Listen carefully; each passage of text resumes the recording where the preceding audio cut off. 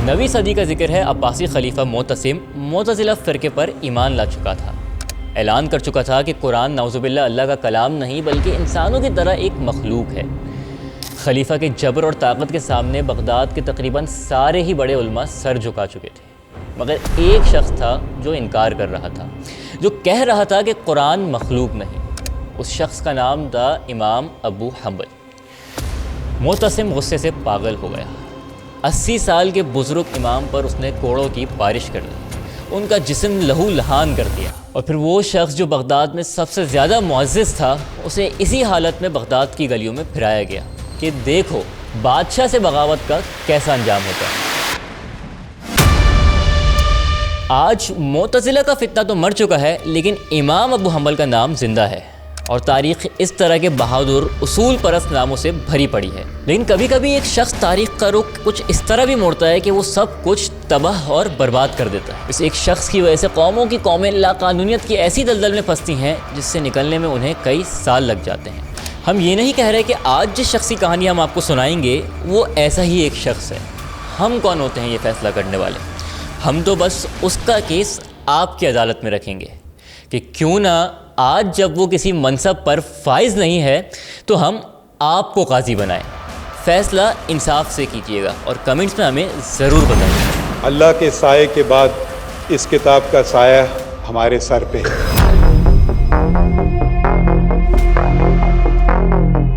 हम आपके लिए बैंगन भी लाएं ताकि आप लोगों को 8 फरवरी को देखने के लिए हम बैंगन भी लाएं ताकि आपको याद रहे। पाकिस्तान की तारीख़ की सबसे मुनफरिद इलेक्शन कैंपेन तो आपको याद ही होगी, लेकिन क्या आप जानते हैं ये भी काजी साहब की बदौलत ही मुमकिन हुई, जब उन्होंने मुल्क में जमहूरियत की हिफाजत के बजाय पार्टी में जमहूरियत को ज़्यादा अहम समझा और 13 जनवरी 2024 को PTI से बल्ले का निशान ले लिया। सियासत और अदालती निज़ाम समझने वाले जानते हैं कि ये फ़ैसला जमहूरियत के लिए इंतहाई नुकसानदेह था। ऐसा दुकानदार आया जिसने जानबूझ के ईंधन स्मगल इन करवाया, जिसने जानबूझ के उस ईंधन को प्लांट किया और फिर आग लगाई और फिर बाहर से दरवाज़ों को ताला लगाया। वो थे जनाब जस्टिस काजी फायज़ी साहब। अब काजी फायज़ी साहब को करीब से देखने वाले ये बात जानते हैं कि काजी साहब तो हरगिज़ ऐसे नहीं थे, बल्कि वो तो जमहूरियत पसंद, अक़लियतों का साथ देने वाले, इस्टेब्लिशमेंट को आंखें दिखाने वाले और हमेशा फ्रंट फुट पर खेलने वाले थे। तो काजी ने आखिर ऐसा क्यों किया, यही सोच रहे हैं ना? जी बिल्कुल, असल सवाल तो यही है और इसका जवाब मिलेगा जब हम जानेंगे कि दरअसल काजी फाइज ईसा है कौन। और ये जानने के लिए हमें सब कुछ शुरू से शुरू करना होगा। तो चलें, सब्सक्राइब और पेट्रियन मेंबर बनने के बाद सीट बेल्ट बांध लें, क्योंकि इस सब के लिए हमें अफ़गानिस्तान जाना होगा। काजी फाइज ईसा की कहानी पाकिस्तान बनने से बहुत पहले अफ़गानिस्तान के तारीख़ी शहर कंधार के संगलाख पहाड़ों और इंसाफ की कदीम रिवायत से शुरू होती है। उनके ख़ानदान के साथ काजी का साबका महज एक ख़ानदानी नाम नहीं बल्कि एक पेशा वाराना पहचान थी, क्योंकि इस ख़ानदान की कई नस्लें जज के फ़राइज़ सरंजाम देती रही हैं। उनके दादा काजी जलालुद्दीन भी कंधार के एक नामवर और जद्दी पुश्ती काजी थे। उनका ताल्लुक़ शाह मकसूद के ख़ानदान से था, जो अफ़गानिस्तान और बिलखुसूस कंधार के एक अजीम वलीउल्लाह माने जाते हैं। काजी जलालुद्दीन महज एक जज नहीं थे, बल्कि वो फ़ारसी और अरबी उलूम के माहिर और ख़त्ताती के शौकीन भी थे। 19वीं सदी के आगाज़ में इस ख़ानदान की ज़िंदगी में एक बड़ा तूफ़ान आया। कंधार में इंसाफ की फराहमी और अक़लियतों के हुकूक़ के मामले पर काजी जलालुद्दीन के हुकूमत वक्त से शदीद इख्तिलाफ़ात पैदा हो गए। वो एक ऐसे मुंसिफ थे जो उसूलों पर समझौता करना नहीं जानते थे, और फिर जब इंसाफ की राह में रुकावटें डाली गईं तो इस उसूल पसंद ख़ानदान ने मसलहत के बजाय हिजरत का कठिन रास्ता चुना और कंधार से हिजरत करके पशीन यानी मौजूदा बलूचिस्तान आकर आबाद हो गए। पशीन मुंतकली के बाद भी उनकी इल्मी काबिलियत और दयानतदारी छुपी ना रह सकी। उनकी इन्हीं सलाहियतों की बुनियाद पर उन्हें रियासत कल्लात का वज़ीर आज़म मुकर्रर कर दिया गया। काजी जलालुद्दीन ने पशीन में अपना एक 2 मंजिला घर भी तामीर किया, जहाँ वो अपने हाथों से शीशों पर कुरानी आयत की खत्ताती करके घर को सजाते थे। और यही वो माहौल था जहाँ काजी फाइज ईसा के वालिद काजी मोहम्मद ईसा, उनके ताया काजी मोहम्मद मूसा और चचा काजी इस्माइल ने आग खोली। 17 जुलाई 1913 का ये वो दिन था जब काजी मोहम्मद ईसा पैदा हुए। वो बचपन से ही अपने वालिद की तरह ज़हीन और दूर अंदेश थे और यही तड़प उन्हें कानून की आला तालीम के लिए लंदन के मशहूर इदारे मिडिल टेम्पल ले गई। काजी मोहम्मद ईसा की ज़िंदगी का सबसे बड़ा मोड़ लंदन में आया जब 1930 की दिहाई में लंदन में गोल मेज़ कॉन्फ्रेंस मुनक्किद की गई और वहाँ एक तकरीब में उनकी नज़र एक बारोब शख्सियत पर पड़ी। वो मोहम्मद अली जिन्ना थे। उस वक्त काजी मोहम्मद एक नौजवान तालिब इल्म थे और जिन्ना के शहर ने उन्हें अपनी लपेट में ले लिया। लंदन से वापसी पर जब काजी मोहम्मद ईसा ने बम्बई को अपनी वकालत का मरकज़ बनाया तो तकदीर ने एक बार फिर उन्हें कायद-ए-आज़म के सामने ला खड़ा किया। बम्बई के एक रेस कोर्स में उनकी मुलाकात दोबारा जिन्ना से हुई, जहाँ काजी साहब ने उन्हें पहचान लिया और मुलाकात की ख्वाहिश जाहिर की। जब कायद-ए-आज़म को मालूम हुआ कि ये बासलाहियत नौजवान बलूचिस्तान से ताल्लुक़ रखता है तो उन्होंने न सिर्फ गहरी दिलचस्पी दिखाई बल्कि उन्हें अपने घर मदऊ कर लिया। और वहाँ होने वाली तवील गुफ्तगू के दौरान कायद-ए-आज़म ने उनसे एक ऐसा तारीख़ी सवाल पूछा कि जिसने बर-ए-सग़ीर की सियासत का रुख ही बदल दिया। और वो सवाल था, बलूचिस्तान में मुस्लिम लीग क्यों नहीं है। जिन्ना के इसी एक सवाल ने बैरिस्टर काजी मोहम्मद ईसा की ज़िंदगी का मकसद बदल दिया। वो एक वकील से तहरीक पाकिस्तान के सिपाही बन गए। उन्होंने अपनी ज़ाती ज़िंदगी और वकालत को पसे पुश डालकर बलूचिस्तान के संगलाख वादियों में मुस्लिम लीग का पैगाम पहुँचाने का बेड़ा उठा लिया। सन 1939 में उन्होंने बलूचिस्तान में मुस्लिम लीग की बुनियाद रखी और सिर्फ एक ही साल के अंदर 1940 के तारीख़ी करारदाद लाहौर के इजलास में बलूचिस्तान की नुमाइंदगी करते हुए वो सबसे कम उम्र मुकर्रर बन गए। कायद-ए-आज़म उन पर इस कदर एतमाद करते थे कि उन्हें ऑल इंडिया मुस्लिम लीग की मरकज़ी मजलिस आमला का अहम रुकन मुकर्रर कर दिया। काजी मोहम्मद ईसा की खिदमात क़याम पाकिस्तान के बाद भी जारी रहीं, जहाँ वो मुख्तलिफ सरकारी ओहदों पर फाइज रहे और मुल्क की खिदमत करते रहे। और इसी सियासी और नज़रियाती माहौल में 26 अक्टूबर 1959 को उनके यहाँ काजी फ़ाइज़ ईसा की पैदाइश हुई। काजी फ़ाइज़ ईसा के तालीमी सफ़र का आगाज़ कोयटा के स्कूलों से हुआ, जहाँ उन्होंने इब्तिदाई तालीम हासिल की और फिर वो अपनी ए और ओ लेवल स्टडी के लिए कराची के मशहूर ज़माना कराची ग्रामर स्कूल का उन्होंने रुख कर लिया। कानून की तालीम के लिए काजी फ़ाइज़ ईसा ने अपने वालिद के नक्श कदम पर चलते हुए लंदन का सफ़र इख्तियार किया। उन्होंने लंदन में बार प्रोफेशनल इम्तिहान मुकम्मल किया और 1982 में इंग्लैंड और वेल्स की बार के लिए वो मुंतखब हो गए। यहाँ एक ऐसी तारीख़ी मुमासला सामने आती है जो पाकिस्तान में शायद ही किसी के ख़ानदान के हिस्से में आती हो। काजी फ़ाइज़ ईसा, उनके वालिद काजी मोहम्मद ईसा और बाद में उनकी बेटी, तीनों ने लंदन के इसी तारीख़ी इदारे मिडिल टेम्पल से कानून की डिग्री हासिल की। लंदन की डिग्री और मिडिल टेम्पल की रिवायत के साथ काजी फ़ाइज़ ईसा 1980 की दिहाई में पाकिस्तान वापस आ गए। 30 जनवरी 1985 को उन्होंने बलूचिस्तान हाई कोर्ट के एडवोकेट के तौर पे अपने सफ़र का आगाज़ किया, जबकि मार्च 1998 में सुप्रीम कोर्ट के वो वकील बन गए। उनकी वकालत का मरकज़ कराची था, जहां वो एक मारूफ लॉ फर्म के बानी पार्टनर और हेड ऑफ लिटिगेशन के तौर पर उभरे। काजी की ज़िंदगी सिर्फ अदालत के कमरों तक महदूद न थी, वो एक उस्ताद भी थे जिन्होंने 1994 तक कराची यूनिवर्सिटी के इस्लामिया लॉ कॉलेज में आइन, कानून और तारीख़ पढ़ाई। इसके अलावा उन्होंने वर्ल्ड बैंक और एशियन डेवलपमेंट बैंक जैसे बैनुल अक़वामी इदारों के लिए कानूनी कंसल्टेंट के तौर पे काम किया। बतौर वकील काजी फ़ाइज़ ईसा का झुकाव शुरू से ही इंसानी हुकूक की तरफ रहा। उनके करियर के 2 अहम मुकदमात ने उन्हें एक उसूल पसंद वकील के तौर पर मनवाया। 1991 में उन्होंने बलूचिस्तान में राइज उन मखसूस क़वानीन को चैलेंज किया जो इंसाफ के यकसा निज़ाम की राह में रुकावट थे। उनका मौक़िफ़ वाज़ेह था कि रियासत में हर शहरी के लिए कानून एक होना चाहिए।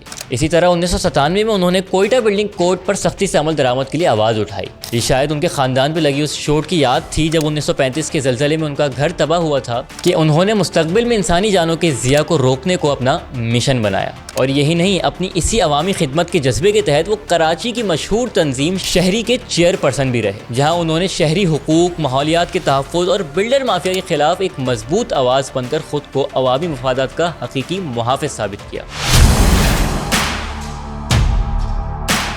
2007 का साल पाकिस्तान की अदलिया के लिए एक कड़ी आजमाइश का साल था, जब मुशर्रफ की ताकत सब पर हावी थी। यहाँ तक कि chief justice of Pakistan Iftikhar Chaudhry को भी अपने ओहदे से फारिग कर दिया गया। अब इसके बाद क्या हुआ, अगर आप रफ्तार की व्यूअर्स हैं तो आप ये बात जानते होंगे, और अगर नहीं मालूम तो चलें कोई मसला नहीं। 12 मई पर बनाई गई हमारी ये डॉक्यूमेंट्री देख लीजिएगा। बिलाखिर 20 जुलाई 2007 को इफ्तिखार चौधरी की कुछ महीनों के लिए पहली बहाली हुई, और जानते हैं 12 मई और उसमें खेले गए खूनी खेल के लिए जिस शख्स को उस वक्त अदालत का मददगार डिक्लेयर किया कि वो इसकी तहकीकात देखे, वो कौन था? एडवोकेट काजी फ़ाइज़ ईसा। उस जुर्रतमंद वकील ने वाकई इस्टेब्लिशमेंट के खिलाफ जुर्रत दिखाई और हुकूमत और MQM को इस वाक़े का जिम्मेदार ठहराया, मगर ये अदालती खुद मुख्तारी बहुत मुख्तसर साबित हुई। अभी इस जुर्रतमंदाना आगाज़ को महज 4 माह ही गुजरे थे कि 3 नवंबर 2007 को जनरल मुशर्रफ ने एक बार फिर आइन पर शब-खून मारा और मुल्क में एमरजेंसी नाफिज कर दी। मैंने एमरजेंसी डिक्लेयर की है, मैंने एक प्रोविजनल कॉन्स्टिट्यूशनल ऑर्डर इशू किया। जब जजों को आमिर के हुक्म के तहत नए हल्फ उठाने पर मजबूर किया गया तो काजी फाइज ईसा ने एक बार फिर उसूल पसंदी की वो मिसाल कायम की जो तारीख़ का हिस्सा बन गई। उन्होंने इन तमाम जजेस के सामने पेश होने से इनकार कर दिया जिन्होंने आइन के बजाय आमिर के हुक्म के तहत हल्फ उठाया, और वो सिर्फ खामोश नहीं रहे बल्कि अदलिया की बहाली की तहरीक में हरावल दस्ते का हिस्सा बने रहे और अखबारात में अपनी कॉलमों के ज़रिए कानून की बालादस्ती की जंग लड़ते रहे। लेकिन फिर अगले 18 महीनों में हालात ने ऐसा पलटा खाया कि मुशर्रफ को वर्दी उतार कर घर जाना पड़ा और इफ्तिखार चौधरी ने एक बार फिर चीफ जस्टिस ऑफ पाकिस्तान की कुर्सी संभाल ली।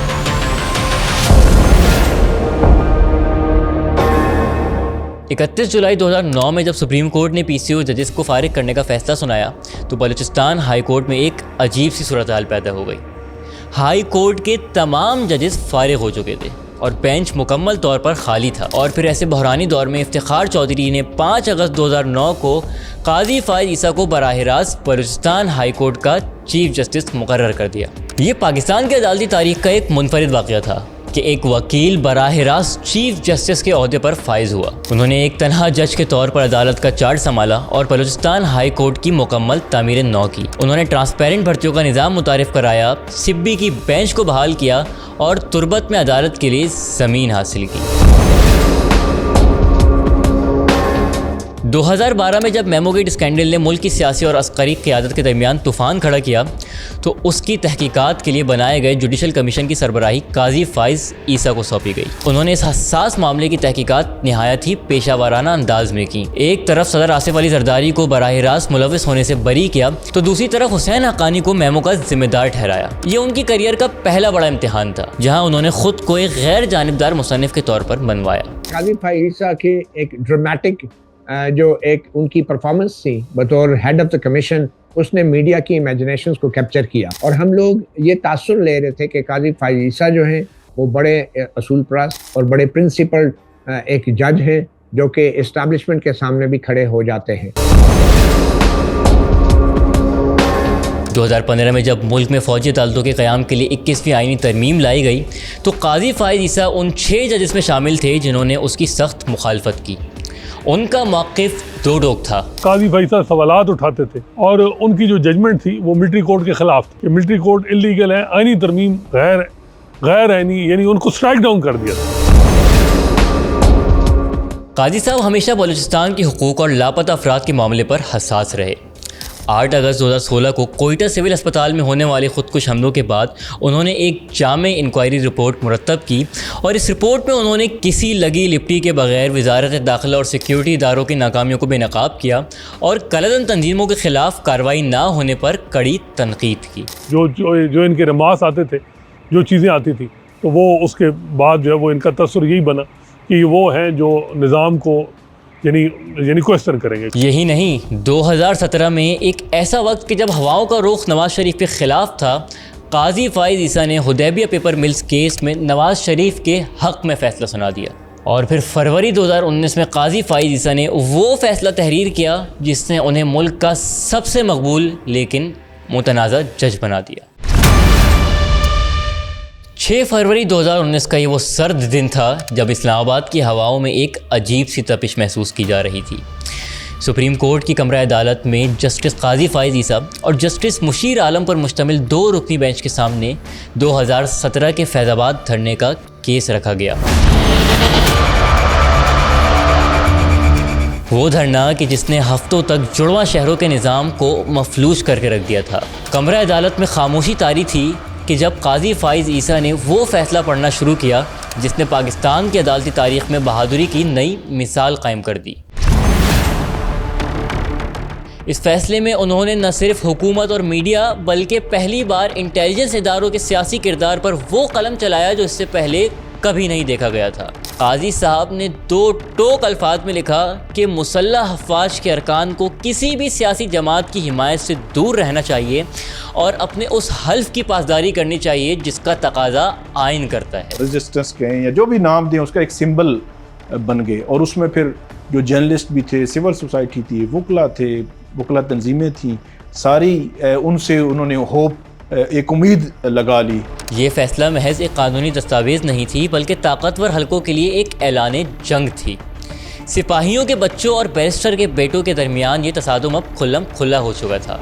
हामियों के लिए वो एक आईनी हीरो थे, लेकिन निज़ाम के लिए वो अब एक ऐसी रुकावट बन चुके थे जिसे हटाना नागुज़ीर समझा जाने लगा था।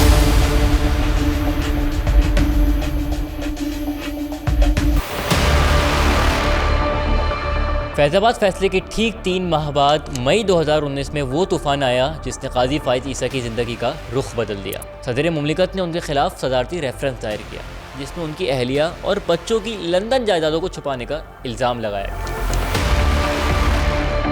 उनके ख़िलाफ़ जो कुछ भी था, हो सकता है उसमें कुछ सदाकत भी हो, लेकिन ये है कि वो उसकी इब्तदा, उसको चलाना, उसको आगे बढ़ाना, उसके ख़िलाफ़ उसको मुहिम के तौर पर चलाना, वो सारा कुछ बदनीति की बुनियाद पर था। काजी फ़ैज़ ईसा वाला रेफरेंस था, उस पर काफ़ी तनकीद हुई आप पे, तो आप क्या गवर्नमेंट ने आपको भेजा, आपने सिर्फ दस्तखत करके आगे फॉरवर्ड कर दिए? मैं क्या करता, ये खुद कुछ देख लेते कि जी अगर गवर्नमेंट मैं क्या देखता, रेफरेंस कमज़ोर था। नहीं, रेफरेंस के अंदर जो दिया था वो था, वो है, वो उनकी प्रॉपर्टीज़ नहीं है, उन्होंने डिनाई भी नहीं की मैं अपनी properties.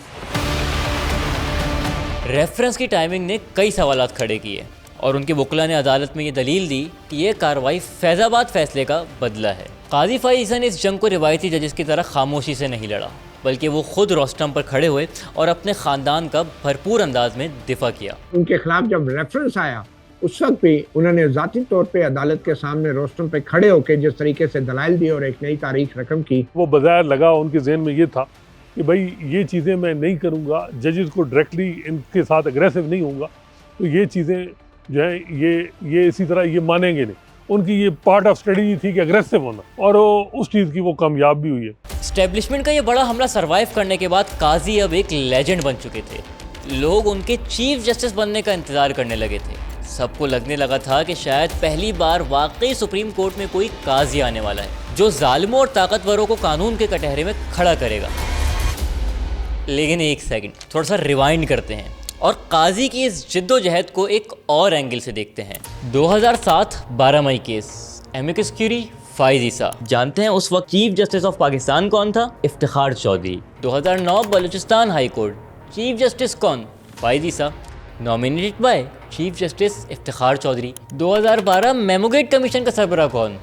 Faiz Isa, nominated by chief justice Iftikhar Chaudhry. वैसे मेमोगेट केस तो बहुत ही इंटरेस्टिंग है, जब मुशर्रफ इस्टेब्लिशमेंट के एंटी काजी कियानी इस्टेब्लिशमेंट के एक मुतनाज़ा केस में सदर जरदारी के ख़िलाफ़ एक मरकज़ी किरदार अदा करते नज़र आए। लेकिन यहाँ एक और किरदार है और वो हैं मियाँ मोहम्मद नवाज़ शरीफ। अदालत और केस कोई भी हो, काजी साहब आपको हमेशा मियाँ साहब के कोर्ट में ही नज़र आएंगे। लेकिन काजी साहब एक जज नहीं बल्कि एक बाजीगर भी थे और अब तक मुल्क के तमाम सहाफ़ी और वकला खुली आंखों से धोखा खा रहे थे। He was master of distractions.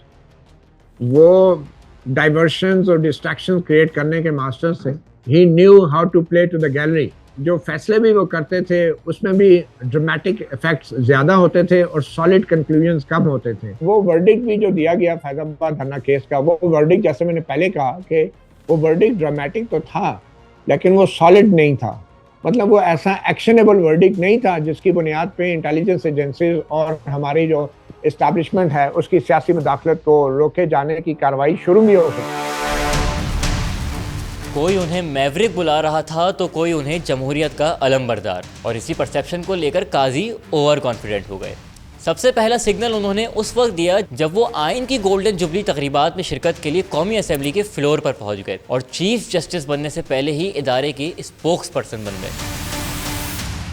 आपने पहली दफ़ा याद हमें किया तो हम हाजिर हुए, इसलिए नहीं कि मैं कोई सियासी तकरीर करना चाहता हूँ, इसलिए कि मैं अपने और अपने इदारे की तरफ से ये कहना चाहता हूँ कि हम इस किताब के साथ खड़े हैं।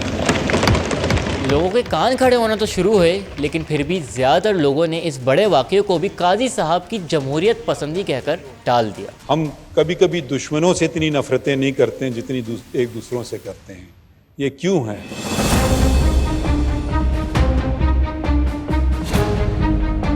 I काजी फायज ईसा। 17 सितंबर 2023 का ये वो दिन था जब काजी फायज ईसा ने पाकिस्तान के 29वें चीफ जस्टिस के तौर पर हल्फ उठाया। अपनी बेगम के साथ खड़े होकर हल्फ उठाने को भी उनके हिमायती हलकों ने एक तारीखी इक़दाम करार दिया। सुप्रीम कोर्ट की तारीख में पहली बार अदालती कार्रवाई को बराह रास्त दिखाने का आगाज किया गया, जिसने शफाफियत की एक नई मिसाल कायम की। लेकिन फिर अगले ही दिन से आगाज हुआ अदालती तारीख के एक ऐसे दौर का जिसकी पाकिस्तान जैसे मुल्क में भी कोई मिसाल नहीं मिलती।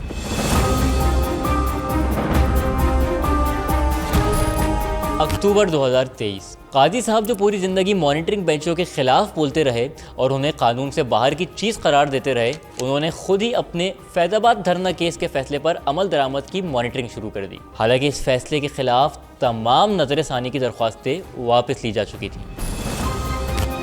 नवंबर 2023, जिस प्रैक्टिस एंड प्रोसीजर एक्ट का वो इतना ढिंढोरा पीटते थे, उसके तहत 5 रुकनी बेंच बनाने के बजाय उन्होंने अपनी सरबराही में 3 रुकनी बेंच बना दिया। और ठीक उस वक्त जब IMF को इलेक्शन की तारीख चाहिए थी, उन्होंने एक पंचायत लगाकर इलेक्शन की तारीख का फैसला करवा दिया और ये कहकर जान छुड़वा ली कि इसमें आइन की तशरीह की कोई ज़रूरत नहीं थी।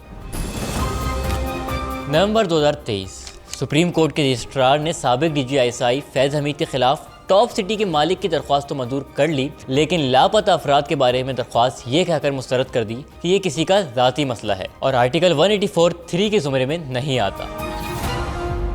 सो मोटो से याद आया कि अपने करियर के इब्तिदाई दौर में काजी फायज ईसा ये मौक़िफ़ अपनाते थे कि एक जज को बादशाह की तरह काम नहीं करना चाहिए। यहाँ तक कि वो साबिक चीफ जस्टिस साकिब निसार के कसरत से सो मोटो लेने पर एतराज़ात भी उठाते रहे कि आर्टिकल 184(3) का इस्तेमाल तरीके कार के मुताबिक होना चाहिए। तमाम चीफ जस्टिस बनने के बाद उन्होंने इस्लामाबाद के F9 पार्क में दरख्तों की कटाई जैसे मामूली इंतजामात और माहौलियाती मसाइल पर भी सू मोटो लिए। यहाँ काजी पर एक और इल्ज़ाम भी लगता है कि वो सिचुएशनल जज थे और अपनी मर्जी के मुताबिक चलते थे, इसलिए उनके नज़दीक दरख्तों पर अज़ खुद नोटिस लेना अहम था। लेकिन जब मुल्क की सबसे बड़ी सियासी जमात को लेवल प्लेइंग फील्ड नहीं मिल रही थी या 9 मई के बाद इंसानी हुकूक की पामाली हो रही थी, तो उनकी अदालत में खामोशी तारी थी। जर्नलिस्टों वाली हेयरिंग को सस्पेंड करके दरख्त की कटाई के ऊपर उन्होंने समाअत की उस दिन, तो मुझे बड़ी खुशी भी हुई कि मुझसे अहम दरख्त है। काजी फायज ईसा एक ओलंपिक गोल्ड मेडलिस्ट जिमनास्ट की तरह छलांगे लगा रहे थे और अपने हर मौक़िफ़ और हर बयान से पीछे हटते जा रहे थे। लेकिन फिर भी मिलिट्री कोर्ट्स के मामले पर उनकी समरसॉल्ट ने उनके मद्दाहों को भी हैरान कर दिया। 2015 में उन्होंने लिखा था कि फ़ौज सिविलियंस का ट्रायल नहीं कर सकती क्योंकि ये अदलिया के इख्तियारात में मुदाखलत है। लेकिन जब अक्टूबर 2023 में सुप्रीम कोर्ट के एक बेंच ने सिविलियंस के फौजी ट्रायल को गैर आइनी करार दिया, तो काजी साहब उस बेंच का हिस्सा नहीं बने और फिर 2 महीने बाद ही प्रैक्टिस एंड प्रोसीजर एक्ट को इस्तेमाल करते हुए एक ऐसा बेंच तश्कील दिया जिसने अक्टूबर वाले फैसले को मुअत्तल करके फौजी अदालतों को कार्रवाई की इजाज़त दे दी। जब प्रैक्टिस एंड प्रोसीजर एक्ट में तरमीम हुई, तो जो अपनी पसंद का जो जज उनको लगाने का अख्तियार मिला था उस प्रैक्टिस एंड प्रोसीजर कमेटी के अंदर, वो जज भी उन्होंने उनको लगाया कि जो काजी साहब के साथ थे और जस्टिस मंसूर अली शाह और जस्टिस मुनीब की तरह नहीं सोचते थे। तो वहाँ पे आके भी फिर चीज़ें वाज़ेह हो गई कि ये तो बिल्कुल ही ये ट्रेन पे चढ़ गए और इस ट्रेन ने सिर्फ एक ही तरफ जाना है। ये शारा दस्तूर की ट्रेन नहीं है, ये माल रोड पिंडी की ट्रेन है। और फिर दिसंबर 2023 में इलेक्शन से सिर्फ 2 महीने पहले उन्होंने एक और तारीखी फैसला दिया। किसी भी मेंबर असेंबली की ताहयात नाअहली को ख़त्म करके उसकी मुद्दत 5 साल पर लॉक कर दी। और हमेशा की तरह इस फैसले का भी बेनिफिशरी कौन था, समझ तो आप गए ही होंगे।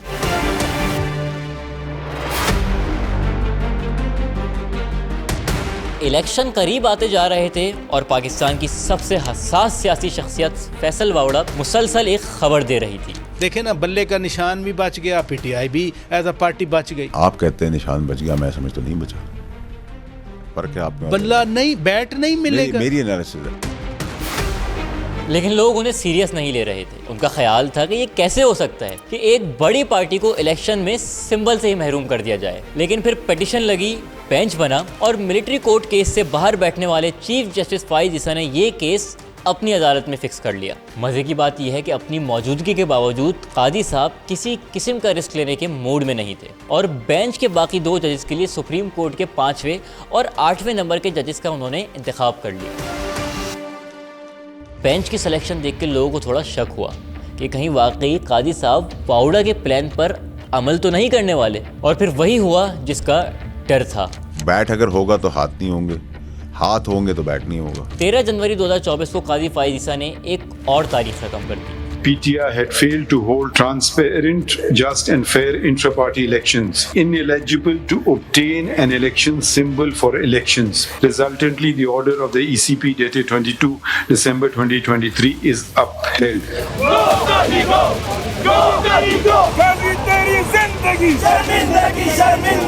उन्होंने PTI से बल्ला छीन लिया। रात के 12 बजे फैसला सुनाया कि जिस पार्टी के अंदर जमहूरियत नहीं, वो इंतखाबी निशान की हकदार भी नहीं।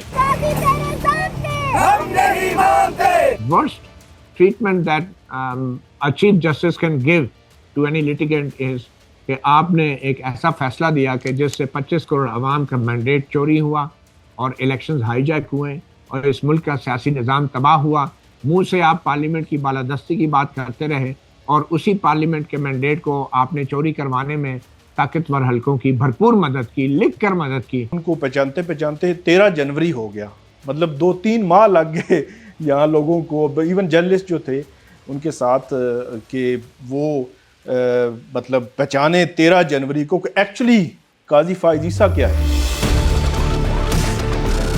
जून में जब जस्टिस अतर मोइनुल्लाह ने इलेक्शन के पूरे मामले पर असखुद नोटिस लेने का मुतालबा किया ताकि मुल्क की सबसे बड़ी मकबूल पार्टी के साथ होने वाली ज्यादती का जायजा लिया जा सके, तो काजी साहब ने जवाब दिया कि वो असखुद नोटिस लेने के मामले पर बहुत कंजर्वेटिव हैं।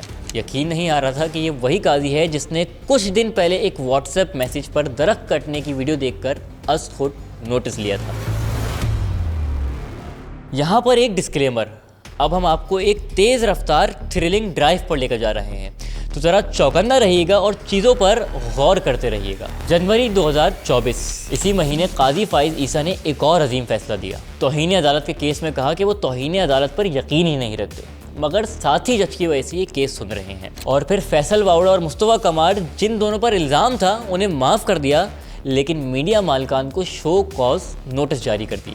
4 जुलाई 2024 काजी साहब ने लाहौर हाई कोर्ट के चीफ जस्टिस के ट्रिब्यूनल्स बनाने के फैसले के खिलाफ इलेक्शन कमीशन की हिमायत की और जजेस को कायल करके ये मामला वापस इलेक्शन कमीशन को थमा दिया। 12 जुलाई 2024 मखसूस नशिस्तों के केस में जब काजी साहब को अपनी शिकस्त यकीनी नजर आने लगी, तब भी एक क्लियर कट फैसला लिखने के बजाय उन्होंने जस्टिस मंदुखेल की हाँ में हाँ मिलाने को तरजीह दी, जिसमें पीटीआई को एक सियासी जमात तस्लीम किया गया था। अगस्त 2024 एक और फैसले में काजी साहब ने इलेक्शन कमीशन की जानिब से वोटों की दोबारा गिनती के बाद नून लीग को दी गई नशिस्तों को जायज़ करार दे दिया। 22 सितंबर 2024 प्रैक्टिस एंड प्रोसीजर ऑर्डिनेंस आते ही काजी साहब ने अपने ही साबका फैसले और लॉजिक से मुंह मोड़ते हुए चंद घंटों में ही जस्टिस अमीनुद्दीन को कमेटी में शामिल कर लिया। किस्सा मुख्तसर ये कि 13 जनवरी 2024 को जो बल्ला काजी फाइज ईसा ने छीना था, अगले 10 महीने उन्होंने उसे छुपाने में गुजार दिए। मैं नहीं मानता कि काजी फाइज मजबूर हों। Intelligent person like Qazi Faiz Isa, if he is doing something wrong, this can only be hypocrisy and this can only be timidity. वो पीटीआई को पसंद नहीं करते थे। काजी फाइज ईसा जब इमरान खान या पीटीआई का या इनकी हुकूमत का नाम आता था तो वो बिल्कुल बेकाबू हो जाते थे, और पीटीआई से जो उनकी नफरत थी वो वाज़े आती थी, बायस जो था वो फ्लोट हो रहा था, वो नजर आ रहा था। वैसे यहाँ 2 मिनट रुककर आपका एक इम्तिहान लेते हैं। आपने अब तक देखा कि जहाँ जहाँ काजी साहब को मौका मिला, उन्होंने बिना किसी आसरे के नून लीग या नवाज शरीफ को रिलीफ किया। कमेंट्स में आप में से कोई बता सकता है कि आखिर काजी साहब को नवाज शरीफ या नून लीग से क्या फ़ायदा हो सकता है? खैर, बैक टू काजी। कुछ तज्जियाकारों का ख्याल ये भी है कि काजी साहब को एक्सटेंशन का लालच देकर इस्तेमाल किया गया और फिर उनको इस्तेमाल ज़रूर कर रहे थे, वो उनको दाना भी डाल रहे थे, उनको भरपूर टिश्यू पेपर की तरह इस्तेमाल करके उठा के बाहर फेंका और उनको आखिर दम तक बाजार ये लारा लगाए रखा कि आपको एक्सटेंशन देंगे। और फिर बाद में जो उनके साथ हुआ वो एक मजहबी मामले के ऊपर, जो पब्लिक प्लेस के ऊपर उनके साथ हुआ, उसको इतना उछाला गया, जिसने उछाला वो चाहते ही थे कि इनको इतना गदा करो कि आप ये हमारे काम का तो रहा नहीं, ये किसी काम का ना रहे।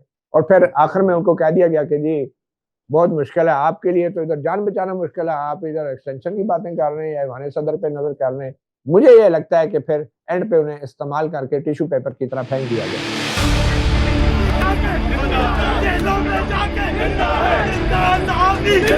एक वक्त था कि जब काजी फाइज ईसा आज़ाद मीडिया और सहाफ़ियों के लिए रजिस्ट्रान का सबसे बड़ा इस्तियारा थे। ये रोमांस का वो दौर था जब सहाफ़ी उनके लिए मारे खाते थे और काजी साहब खुद जख्मी सहाफ़ियों के घर जाकर उनकी खैरियत दरियाफ्त करते थे। आप कह लें कि वो एक रोमांस का पीरियड था, तो काजी साहब को बहुत अपील करते थे। एक दफ़ा जब मुझ पर अटैक हुआ तो मेरे घर आए थे। मज़े की बात यह है कि काजी साहब और सहाफ़ियों का रोमांस इस हद तक बढ़ गया था कि खुद सहाफ़ियों को भी अजीब सा लगने लगा था। कुछ चीज़ें सोवेनियर्स होती हैं, कुछ चीज़ें तहाइफ होते हैं, मगर कुछ तहाइफ बहुत ही बड़े तहाइफ होते हैं। तो ऐसे भी बीच में कुछ कोशिशें की गई, जिसके बाद से मेरे जैसा जो कम से कम कोर्ट रिपोर्टर है उसको थोड़ा अजीब लगा कि ये लाइंस हम क्रॉस हो रही हैं। लेकिन अफसोस 17 सितंबर 2023 को चीफ जस्टिस का हलफ उठाने के बाद ये रिश्ता भी अचानक बदल गया। वो सहाफ़ी जो कभी उनके लिए ढाल थे, अब उनके अताब का निशाना बनने लगे थे। जर्नलिस्ट के साथ उनके ताल्लुकात उस वक्त ख़राब होने शुरू हुए जब एस्टैब्लिशमेंट के साथ उनके ताल्लुकात बेहतर होना शुरू हो गए। तो वो ऑब्वियसली एक सडन हमें यू टर्न नज़र आया उनकी पर्सनैलिटी में और उनकी पॉलिसीज में। यहाँ तक कि जनवरी 2024 में उनके दौर में एक ऐसी JIT बनाई गई जिसका मकसद सुप्रीम कोर्ट के जजेस पर तनकीद करने वाले सहाफ़ियों और एक्टिविस्ट की तहकीकात करना था। नाक़िदीन कहते हैं कि काजी साहब अब वो तनकीद बर्दाश्त करने को तैयार नहीं थे जिसका वो कभी दिफा करते थे। एक बात पर बार बार इसरार रहा कि आप अपने वीलॉग्स में तासुर दे रहे हैं कि काजी साहब ने कहीं से डिक्टेशन लेकर ये सब कुछ किया है। वो कहीं से डिक्टेशन नहीं ले रहे। फिर मैंने उनकी एक बहुत ही पसंदीदा शख्सियत का नाम लिया, जिस अंदाज में वो उधर से एक चैनल खुला हुआ है, ये तो मत कहिए। अब मैंने कहा आप काजी साहब से कह दीजिएगा असद अली तू गलत करेगा, सही करेगा, लेकिन वो करेगा जो उसका ज़मीर कहेगा। तो उन्होंने कहा हो सकता है काजी साहब इसके जवाब में कहें कि मैं भी वही करूँगा जो मेरा ज़मीर कहेगा। कि मैं घर आया हूँ तो 3-4 बजे 5 साढ़े 5 बजे सेम डे अचानक से supreme court bar association, Pakistan bar association और उनके नुमाइंदे एक प्रेस कॉन्फ्रेंस करते हैं। वो कहते हैं कि एक JIT बननी चाहिए, सुप्रीम कोर्ट के जजेस के खिलाफ मुहिम चल रही है उसकी तहकीकात के लिए। वो जजेस की अंदरूनी मीटिंग में बाकायदा मतियुल्लाह जान और असद अली तूर जैसे सहाफ़ियों के नाम लेकर गिला करते थे कि ये मेरे खिलाफ व्लॉग्स क्यों करते हैं। ये एक उन्होंने लव हेट रिलेशनशिप बनाई थी। उनके दिल में ये था कि मैंने मीडिया को जो है ना अपने साथ मिला लिया, मैं जो मर्जी करूँ उनसे कोई सवाल नहीं करेगा। But he failed to recognise the nature of our job. ऐसा नहीं था कि कादी को खुद अंदाज़ा नहीं था कि वो गलत कर रहे हैं, बल्कि आज रफ्तार पर एक्सक्लूसिवली आपको बताएं कि उन्हें उनके किए पर पछतावा भी था और वो सब कुछ वापस ठीक भी करना चाहते थे। कुछ अरसे पहले जो बल्ला काजी ने PTI से छीना था, आज वही बल्ला वो उन्हें वापस लौटाना चाहते थे। एक उनकी बहुत ही करीबी शख्सियत का मुझे मैसेज आ गया। उन्होंने कहा कि कल लंच करते हैं मेरी तरफ। मेरे आगे एतराफ़ किया गया। ये फ़ैसला देने के बाद काजी साहब की जो क्रेडिबिलिटी है वो ज़ीरो हो गई है, उनकी साख ख़त्म हो गई है और इसका उनको एहसास है। उन्होंने कहा कि वो ये 13 जनवरी का फ़ैसला रिवर्स करने जा रहे हैं। संडे का दिन था। उन्होंने कहा मंडे तक देखेंगे, कल अगर PTI रिव्यू की पिटिशन ले आती है तो उसमें टेकअप करके वो कर देंगे रिवर्स, और अगर ऐसा ना हुआ तो एक लाहौर के एक बड़े वकील का उन्होंने नाम लिया। उन्होंने कहा कि उससे बात हो गई है, वो पब्लिक इंटरेस्ट में पिटिशन फाइल करेंगे। लेकिन न जाने कैसे बंद कब्रों में की जाने वाली सरगोशियाँ फैसला साजों तक पहुँच गईं और फिर उसी रात काजी को एक सिग्नल मिला। उसके थोड़ा देर गुजरता है, आई स्टिल रिमेंबर उस दिन इलेक्शन कमीशन की एक बहुत लंबी चौड़ी प्रेस रिलीज आती है कि इतना बैलेट पेपर्स का मटेरियल है, इतना बैलेट पेपर छप चुका है, इतना बाकी है, इतनी कॉन्स्टिट्यूंसीज का बाकी है, तो अगर अदलिया की इंटरवेंशन हुई तो वो तमाम बैलेट पेपर ज़ाया हो जाएंगे जो छप चुके हैं, और जो बाकी हैं वो मटेरियल इतना नहीं है कि वो पूरे हो सकें, तो फिर नए सिरे सब कुछ एक्वायर करना पड़ेगा और फिर इस सूरत में इलेक्शन अपनी मुकर्रर तारीख से आगे चले जाएंगे। फॉर अ सेकंड उस वक्त मेरा कान खुटका। मैंने कहा लगता है कि शायद कहीं और भी पता चल गया काजी साहब शायद 13 जनवरी का फैसला रिवर्स करने जा रहे हैं, तो अब वो हल्के काजी साहब को मैसेज दे रहे हैं। अच्छा, इससे पहले कि आप डॉक्यूमेंट्री मुकम्मल देखें, एक अहम चीज़, हमने इस सब के ऊपर ख़ुद काजी साहब को भी रीच आउट किया। हमने कहा कि सर आप ख़ुद अपना वर्जन इन तमाम तर चीज़ के ऊपर शेयर कर दें, लेकिन उन्होंने ये कहकर माजरत कर ली कि वो अभी ये इंटरव्यू नहीं देना चाहते। 25 अक्टूबर 2024 को काजी फ़ाइज़ ईसा रिटायर हो गए, लेकिन काजी की अदालत ने सिर्फ सियासत को ही तबाह नहीं किया। 26वीं तरमीम की राह हमवार करके अदालत और सहाफ़त को भी उन्होंने कहीं का न छोड़ा। उन्होंने कहा फ़ौरन वीज़ा लगवाओ और निकल जाओ, ये JIT तुम्हारे लिए बनी है। अब मेरे अंदर एक वो भी था, मैंने कहा तो काजी साहब के दौर में कोई माइका लाल हम पर JIT बनाएगा। मेरे ख्याल में जो 1 साल उन्होंने किया जिस तरीके से चीफ जस्टिस, वो अगर ना करते, बड़े बड़े कानूनदान कहते हैं कि जी हम अपने दफातर में कायद आज़म के बाद छोटी तस्वीर काजी फैसा की लगाते। मुझे याद है जनवरी के लास्ट वीक में अचानक से JIT की लिस्ट आती है कि उन्होंने किन लोगों को आइडेंटिफाई किया कि जो ये कैंपेन चला रहे हैं, तो उसमें पहले नंबर पे मेरा नाम था। मैं पूरे अपने अच्छे वक्तों में स्कूल में भी कभी टॉपर नहीं रहा था, लेकिन JIT की रिपोर्ट में टॉप कर गया। जजेस जो हैं वो अपने रिमार्क्स या ऑब्जर्वेशन से नहीं, अपने तहरीरी फैसलों से तारीख में याद रखे जाते हैं। और काजी फाइसा के फैसले में एक बार फिर ये कहूँगा, तो बिल्कुल वैसे ही कूड़ेदान की नज़र हो जाएंगे कि जिस तरीके से भुट्टो को फांसी देने का फैसला खुद काजी साहब ने काफ़ी हद तक कूड़ेदान की नज़र किया। इलेक्शन से पहले जब नोटिस आए थे तो हम 30 से ज़्यादा सहाफ़ी थे जिनको नोटिफिकेशन आए, समन आए FIA के, और इलेक्शन के बाद फिर एक कोई समन आया, वो मैं था। और मैंने ज़राए से चेक किया, जो मेरे FIA में ज़राए थे, तो उन्होंने मुझे कंफर्म कर दिया कि आपको अरेस्ट करना है। Qazi Faiz Isa was worse than justice Munir. Qazi Faiz Isa ने जो बुनियाद रखी है वो मालूम नहीं पाकिस्तान के साथ क्या करेगी। जो देखने में आती हूँ मैं शहर का सबसे बड़ा फसादी हूँ।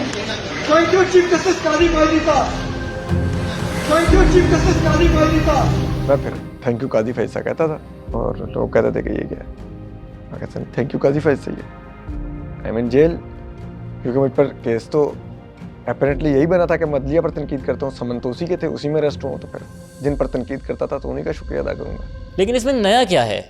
जस्टिस मुनीर से लेके काजी फाइसा तक पाकिस्तान में तो यही होता आया है, यही सोच रहे हैं ना। बस इसमें एक फ़र्क है कि अदालती तारीख के इन तमाम मुतनाज़ा नामों में से कोई भी इंटेलिजेंस के एतबार से काजी साहब के करीब भी नहीं था। हम कभी कभी दुश्मनों से इतनी नफरतें नहीं करते हैं जितनी एक दूसरों से करते हैं। ये क्यों है?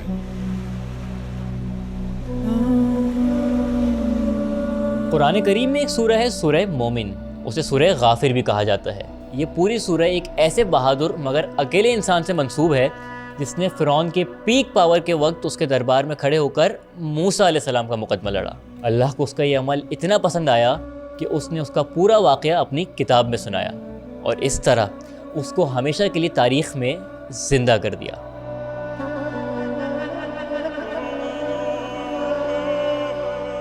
वैसे तारीख़ भी बड़ी जालिम चीज़ है, कुछ नहीं भूलती। हुसैन को भी याद रखती है और यजीद को भी, मूसा को भी याद रखती है और फ़िरौन को भी, मगर याद रखने का अंदाज़ अलग अलग होता है। लेकिन हकीकत यह है कि अक्सर लोग जब ख़ुद ताकत में होते हैं तो वो ये बात भूल जाते हैं, और शायद काजी साहब भी भूल गए थे। अरे काजी साहब से एक और शख्स याद आया, वो भी आज अडियाला जेल के एक सेल में अकेला बैठा है और इंतज़ार कर रहा है। उसे बस एक फ़ैसले का इंतज़ार है, नहीं, अदालत के नहीं, तारीख़ के फ़ैसले का। पाकिस्तान जिंदाबाद।